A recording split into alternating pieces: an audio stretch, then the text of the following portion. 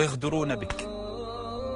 تصور تعطي للناس سر لصديقك الذي تعتبره كجدران المنزل، يحميك ويأويك ويحافظ عليك، تأتي تعطيه سرا ثم تتفاجأ أن يخرج السر من عنده طعنة، أو أن تغدر به، غدر الأصدقاء. صديقك لا نريد صديق يصفق لي وأنا أعلو، كل الناس تصفق لك، حتى إبليس يصفق لك وأنت تعلو.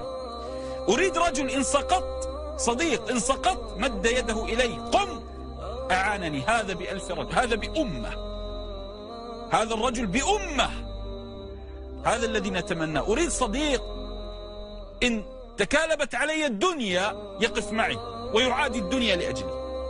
والله أنا أحبك، والله شاهد من فوق سماء، والله أحبك، ويشهد الله على ما في قلبه وهو ألد الخصام. شوف يعني أشد الأعداء، أنا لا أعلم الصديق من العدو إلا إذا وقعت في نكبة ومأزق. في حالة الرخاء إبليس يصاحبك، في حالة العلو إبليس يمسك بك، في حالة السقوط لن يبقى معك إلا أصحاب النفوس الطيبة والمعادن الأصيلة. لا تراهن على أحد وأنت عال،